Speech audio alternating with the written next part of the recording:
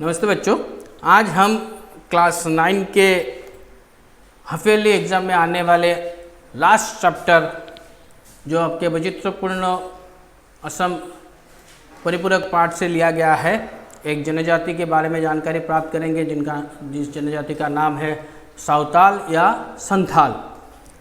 तो शुरू करते हैं। सावताल या संथाल। संथाल या सावताल झारखंड राज्य की एक अनुसूचित जनजाति है। उन लोगों के बारे में आज हम लोग जानकारी प्राप्त करेंगे। सावताल लोग अपनी मातृभाषा और उनकी मातृभाषा जो है वो भी संथाली है। तो सावताल लोग अपनी मातृभाषा संथाली में खुद को होरहापन कहकर संबोधित करते हैं। खुद को वो लोग अपनी मातृभाषा संथाली में वो लोग खुद को होरहापन कहकर संबोधित करते हैं। खुद को होरहापन कहते हैं वो लोग। सुनीति कुमार चटर्जी के अनुसार सावताल शब्द की उत्पत्ति संस्कृत शब्द समांतराल से हुई है।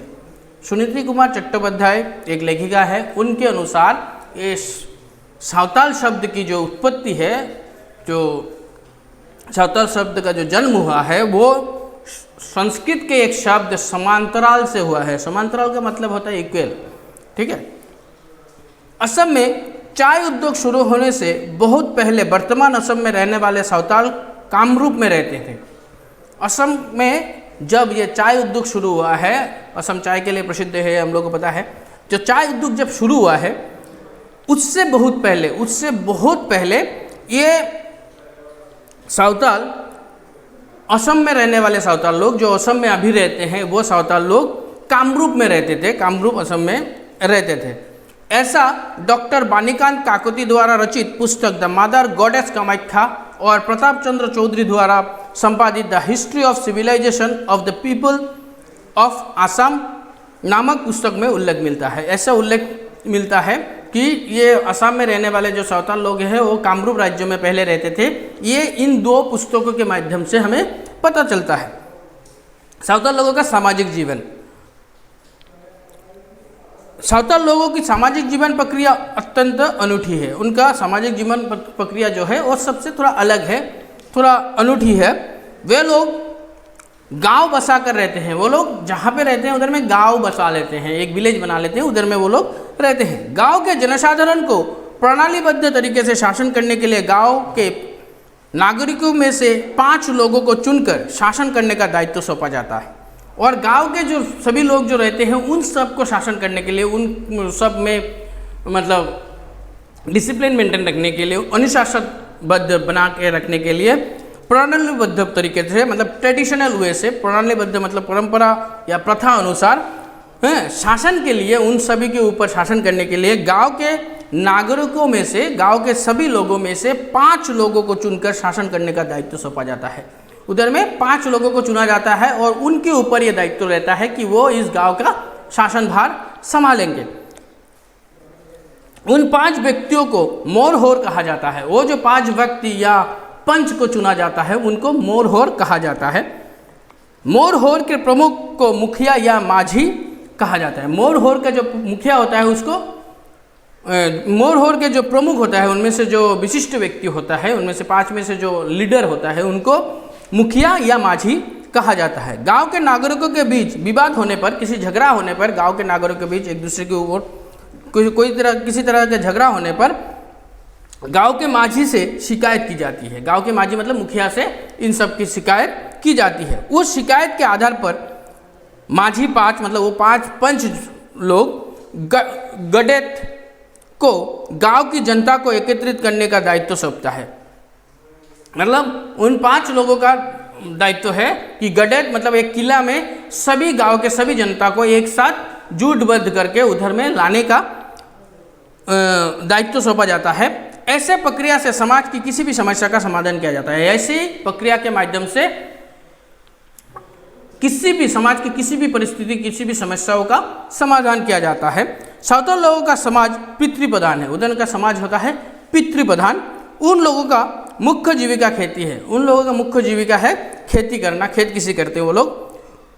उर्वर मतलब फर्टाइल, कृषि भूमि की खोज में, अच्छी कृषि भूमि की खोज में वे लोग अपने निवास स्थान को बदलते रहते हैं। अच्छी कृषि भूमि की तलाश में वो लोग अपने निवास स्थान जहाँ पे रहते हैं उधर से बदलते रहते हैं। वो लोग जगह जगह पे मतलब रिफ्यूजी की तरह वो लोग जगह बदलते रहते हैं। सावताल लोगों के 12 गोत्र हैं, उनके 12 कुल है या गोत्र है, जैसे मुर्मू, हेम्ब्रम, किस्कू, बेसरा, टुडू, सोरेन, बास्के, हाजदा, मार्डी, चौरे, पौरिया और बरैया। प्रत्येक गोत्रों के उपगोत्रों में उन गोत्रों के साथ उसका भी समांतराल और भी बहुत सारे गोत्र है। जैसे मुर्मू का उपगोत्र है ठाकुर, मुर्मू के उपगोत्र है ठाकुर, किस्कू का उपगोत्र है रापाज आदि।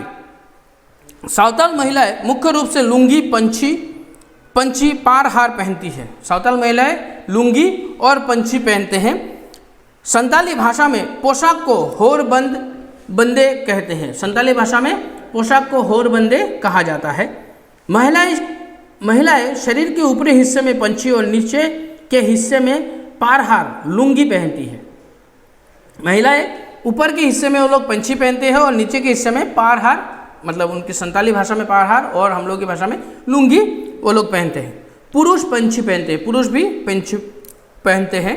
विवाह उत्सव में सावताल पुरुष धोती पहनते हैं। विवाह के किसी भी उत्सव में सावताल पुरुष धोती पहनते हैं। और कन्या जो हल्दी से सनी वेशभूषा पहनती है, और कन्या जो है वो हल्दी से सना हुआ वेशभूषा पहनती है, उसे सिंदूरखंडी कहते हैं। उस चीज़ को सिंदूरखंडी कहा जाता है। विवाह में बर हल्दी सनी चादर, बर जो होता है वो हल्दी से सनी चादर, हल्दी से सना हुआ चादर और सफ़ेद कपड़े की टटरवा यानी टोपी पहनते हैं। सफ़ेद कपड़े की टटरवा यानी टोपी वो लोग पहनते हैं। उनके प्रमुख उत्सव बाहा और सहराई है। उनका प्रमुख उत्सव है बाहा और सहराई।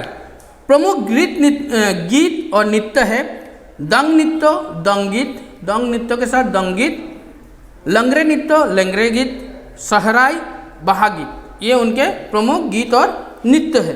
गीत नृत्य में इस्तेमाल किए गए अनेक वाद्य यंत्र है। गीत नृत्यों में जैसे हम लोग बहुत सारे वाद्य यंत्र यूज़ करते हैं, म्यूजिकल इंस्ट्रूमेंट यूज़ करते हैं, उनका नाम है, उन लोगों का कुछ वाद्य यंत्रों का नाम इधर में दिया हुआ है। एक है तमाक, टुमडा, करताल, ढोल आदि। ये सब वाद्य यंत्र वो लोग गीत और नृत्य में इस्तेमाल करते हैं। विवाह उत्सव में कांसे के पात्रों, कांसे मतलब ब्रोंज का पात्रों हैं, ब्रोंज का कंटेनर, थाल जिसे हम लोग प्लेट कह सकते हैं, कटोरी मतलब बोल हैं, और लोटे का इस्तेमाल करते हैं। लोटे मतलब a kind of water pot, ठीक है। महिलाएं चांदी के गहने पहनती है और महिलाएं चांदी के गहने मतलब रोपो का गहना पहनते हैं। सावताल लोगों के कुछ विशिष्ट व्यक्तियों के बारे में नीचे संक्षिप्त रूप से उल्लेख किया गया है। सावताल लोगों के कुछ विशिष्ट व्यक्ति के बारे में नीचे उल्लेख किया गया है। बेनेडिक्ट हेम्ब्रम, उनमें से एक व्यक्ति का नाम है बेनेडिक्ट हेम्ब्रम। संताली भाषा साहित्य का उत्थान मतलब विकास करने के लिए बेनेडिक्ट हेम्ब्रम ने अतुलनीय योगदान दिया है। बेनेडिक्ट हेम्ब्रम ने सावताल भाषा के उन्नति के लिए अतुलनीय, जिसका कोई तुलना ना हो, ऐसा योगदान दिया है। उनके पिता का नाम दातू लक्ष्मण हेम्ब्रम और माता का नाम रानी सोरेन था। उनके पिता का नाम दातू लक्ष्मण हेम्ब्रम और माता का नाम रानी सोरेन था। माता पिता की एक लौते संतान हेम्ब्रम का जन्म, माता पिता का एक लौता संतान था हेम्ब्रम। उनका जन्म 18 अक्टूबर 1967 को कोकराझार जिले के गोसागांव महकमे के पलाशगुड़ी जियाडंगा गांव में हुआ था। उनका जन्म 18 अक्टूबर 1967 को कोकराझार जिले के गोसागांव महकुमा के पलाशगुड़ी जियाडंगा गांव में हुआ था। गांव के प्राथमिक स्कूल से शिक्षा शुरू कर उन्होंने 1993 में कॉटन कॉलेज से जीव विज्ञान में अच्छे अंकों के साथ एमएससी की डिग्री हासिल की और 1993 में उन्होंने कॉटन कॉलेज से बायोलॉजी विभाग में अच्छे अंकों के साथ, अच्छे मार्क्स के साथ एमएससी की डिग्री उन्होंने हासिल की। वे निचले असम के प्रथम संताल व्यक्ति थे। वो निचले असम के, जो समतल भूमि में रहने वाले असम के पहले संताल व्यक्ति थे जिनको एमएससी की डिग्री मिली, जिनको एमएससी की डिग्री मिली थी। उन्होंने गोसागांव बीएड कॉलेज से बीएड की डिग्री हासिल की, गोसागांव बीएड कॉलेज से उन्होंने बीएड की डिग्री हासिल की और ग्राहमपुर उच्चतर माध्यमिक विद्यालय में अध्ययन करने लगे। और ग्राहमपुर उच्चतर माध्यमिक विद्यालय मतलब हाई स्कूल में उन्होंने पढ़ाना शुरू कर दिया, शिक्षकता शुरू कर दिया उन्होंने। इसके साथ ही उनको संताली भाषा साहित्य शोध केंद्र का अध्यक्ष बनाया गया। संताली भाषा साहित्य के शोध केंद्र मतलब संताली भाषा साहित्य के एक्सपेरिमेंट के लिए, भाषा साहित्य के बारे में जानकारी प्राप्त करने के लिए उनका जो एक संस्था बनाया गया, उस संस्था का अध्यक्ष उनको बनाया गया, प्रेसिडेंट या चेयरमैन सोचो वो बनाया गया। उनके नेतृत्व में स्वर्गीय लुबिंद्रनाथ सोरेन और श्री सुबोध बास्कर के कठोर परिश्रम के बलबूते पर असम सरकार संताली पाठ्यपुस्तकों के निःशुल्क मुहैया कराने लगी। और उनके नेतृत्व में, उनके लीडरशिप में स्वर्गीय लुबिंद्रनाथ सोरेन और सुबोध बास्कर के कठोर परिश्रम के और लुबिंद्रनाथ सोरेन और सुबोध बास्कर के कठोर परिश्रम के कारण ही असम सरकार ने संताली पाठ्यपुस्तक, संताल भाषा में लिखी गई पाठ्यपुस्तक को निःशुल्क, कोई भी पैसा ना बिना मूल्य मुहैया कराने लगी। उन्होंने संताली भाषा में कई कविताएं तथा लेख आदि लेखन के अलावा असम में सबसे पहले संताली व्याकरण लिखकर संताली भाषा साहित्य को समृद्ध बनाया। उन्होंने सबसे पहले ही संताली भाषा का व्याकरण उन्होंने लिखा था और संताली भाषा को समृद्ध बनाया, सफल बनाया। वे एक सफल वक्ता और कुशल खिलाड़ी थे। वो एक सफल वक्ता थे, वो अच्छे वक्तव्य करते थे और एक कुशल खिलाड़ी भी थे, वो बहुत अच्छे खिलाड़ी भी थे। संताली लोगों के बीच शिक्षा का अलग जगाने के लिए बीच बीच में जागरूकता सभाओं का आयोजन किया करते थे। संताली लोगों के बीच अलग शिक्षा का दीप जलाने के लिए, शिक्षा के ऊपर अग्रसरता बढ़ाने के लिए वो लोग बीच बीच में जागरूकता सभाएं भी करते थे, आयोजन करते थे इन सब चीज़ों का। वे सहज सरल और संकल्प के धनी व्यक्ति थे। वो सहज सरल जीवन बिताने वाले व्यक्ति थे। वे अपने कर्तव्य की कभी भी अवहेलना नहीं करते थे। वो कभी भी अपने कर्तव्य, जो उनका ड्यूटी होता है, जो दायित्व होता है, उनके दायित्व को कभी अवहेलना नहीं करते थे। सही समय पर कार्यस्थल पर उपस्थित होना उनका बहुत बुरा गुण था। सही समय पर किसी भी कार्यस्थल पर उपस्थित होना मतलब सही टाइम पर किसी जगह पर रहना, ये उनका बुरा गुण था। मतलब बहुत बुरा गुण था, बहुत अच्छा आदत था जो हम लोग अभी में थोड़ा व्यंग्य करते हुए लेखक ने बोला है, बहुत बुरा गुण था। उपस्थित होना उनका बहुत बुरा गुण था। मृत्यु से एक दिन पहले भी वे अपना कार्य सुचारू रूप से कर रहे थे। मृत्यु से एक दिन पहले भी वो अपना कार्य सुचारू रूप से, जैसे रोज करते हैं ऐसे ही कर रहे थे। कई सालों तक मधुमेह रोग से पीड़ित रहने के बाद, मधुमेह रोग मतलब डायबिटीज़ या शुगर पेशेंट जिसे कहते हैं हम लोग, मधुमेह रोग से पीड़ित रहने के बाद 5 अक्टूबर 2013 को उनका देहांत हो गया। 5 अक्टूबर 2013 को उनका देहांत हुआ था। बदन हाजरा, उनका जन्म कोकराझार जिले के खाफर गांव में 1997 में हुआ था। 1997 में उनका जन्म हुआ था। उनके पिता का नाम माझी हाजरा और माता का नाम सलमा बसेरा था। कोकराझार कॉलेज से आईए की पढ़ाई कर हाजरा अपनी जनगोष्ठी का शैक्षणिक और सामाजिक आर्थिक उत्थान करने जुट गए। शैक्षणिक का मतलब होता है एजुकेशन, सामाजिक सोशल, और आर्थिक मतलब इकोनॉमिकल डेवलपमेंट के लिए, उन्नति करने के लिए वो जुट गए। सन 1980 में उनके नेतृत्व में अखिल असम संताल छात्र संघ की स्थापना हुई। उनके नेतृत्व में अखिल असम संताल छात्र संस्था की स्थापना हुई। सन 1986 में उनके नेतृत्व में आदिवासी सेवा समिति का गठन हुआ। आदिवासी समाज समिति मतलब जिसको ट्राइबल कहते हैं, कम्युनिटी का समिति का गठन हुआ और वे वर्षों तक इसके अध्यक्ष बने रहे और बहुत सारे वर्षों तक वो इसके अध्यक्ष, उसके प्रेसिडेंट बने रहे। वे असम संताली साहित्य सभा के भी सलाहकार थे। असम संताली साहित्य सभा के सलाहकार, एडवाइजर भी थे। जब सन 1996 में जातीय दंगा हुआ तब अमन की बहाली के लिए उन्होंने अहम भूमिका निभाई। जातीय दंगा जब हुआ था तब उन्होंने 1996 में जब जातीय दंगा हुआ था तब उन्होंने उसकी अमन के लिए मतलब शांति के लिए अच्छा योगदान दिया था, अहम भूमिका निभाई थी उन्होंने शांति के लिए, कि वो दंगा छोड़ दीजिए, दंगा करना अच्छा नहीं हो, ऐसे बातचीत उन्होंने किया था। कोकराझार जिला उपायुक्त ने उनको शांति एवं एकता पुरस्कार देकर सम्मानित किया। कोकराझार जिला उपायुक्त ने उनको शांति एवं एकता का पुरस्कार दिया। सन 2003 में बीटीसी समझौता पर होने पर उनको संताल जनगोष्ठी प्रतिनिधि के तौर पर परिषद में कार्यकारी सदस्य बनाया गया। संताल जनगोष्ठी के प्रतिनिधि, जनगोष्ठी के मेंबर होते हुए उनको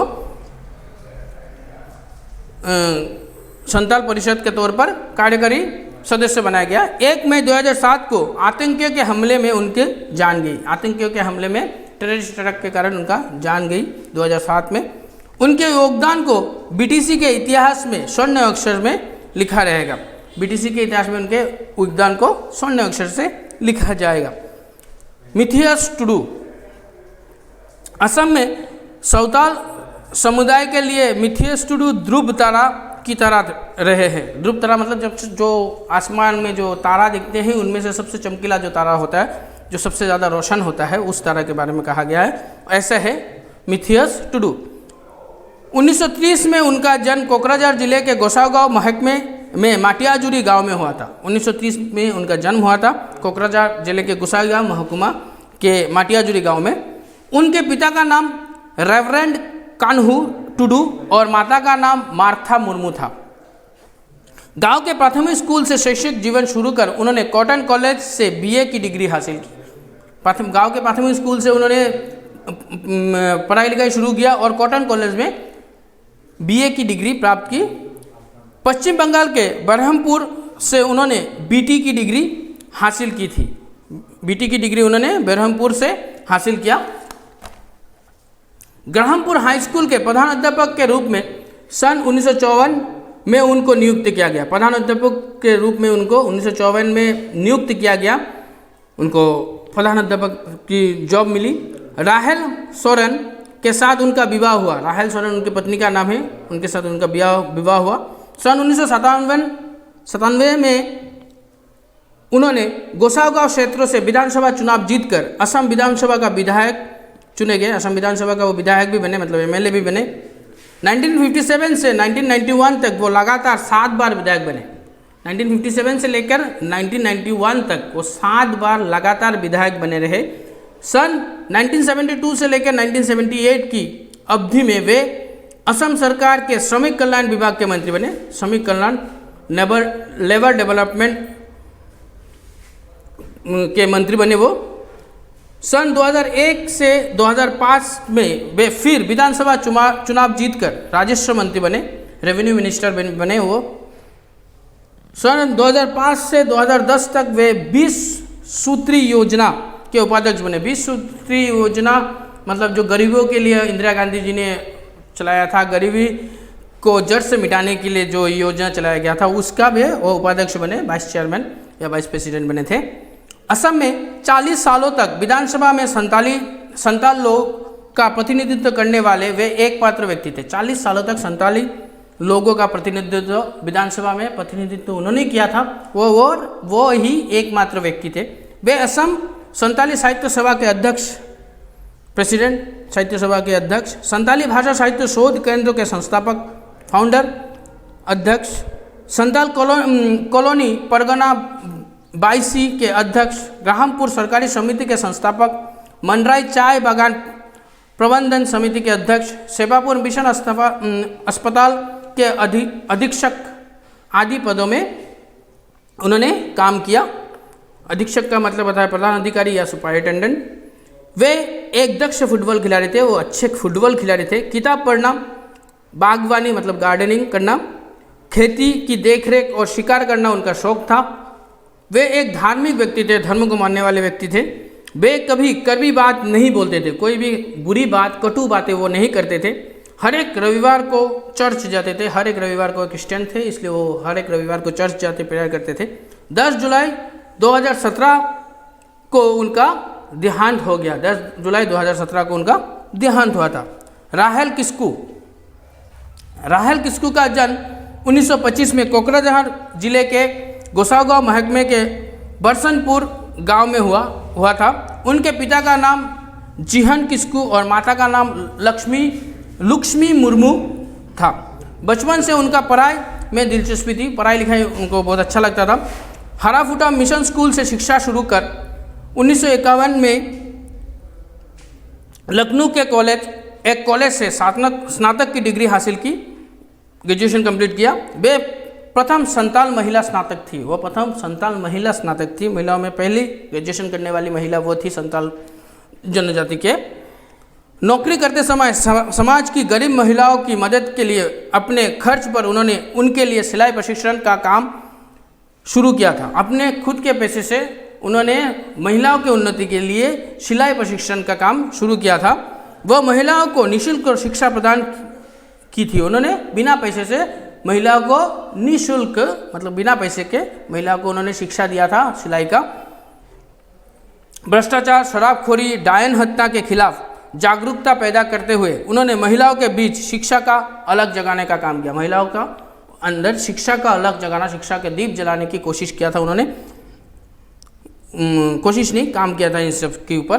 ग्राहमपुर हाई स्कूल में सन 1952 में उनका सह शिक्षिका के तौर पर नियुक्त हुआ। सह शिक्षिका मतलब असिस्टेंट टीचर के रूप में उनका नियुक्त किया गया, जहां से सन 1980 में वे प्रधान अध्यापिका के रूप में सेवानिवृत्त हुई और 1980 में वो प्रधान अध्यापिका बनकर ही सेवानिवृत्त हुई, रिटायरमेंट लिया उन्होंने। अवकाश के बाद उन्होंने सामाजिक, धार्मिक, शैक्षणिक विकास के लिए काम किया। रिटायरमेंट के बाद भी उन्होंने सामाजिक, धार्मिक और शैक्षणिक शिक्षा के लिए भी उन्होंने बहुत सारे काम किया। संथाली भाषा में उन्होंने साहित्य का सृजन किया। संथाली भाषा में उन्होंने साहित्य का सृजन किया, श्रीवृद्धि किया। वे संथाली भाषा की कवियत्री व दक्ष लेखिका थी। संथाली भाषा की अच्छी कवियत्री और अच्छे लेखिका भी थी।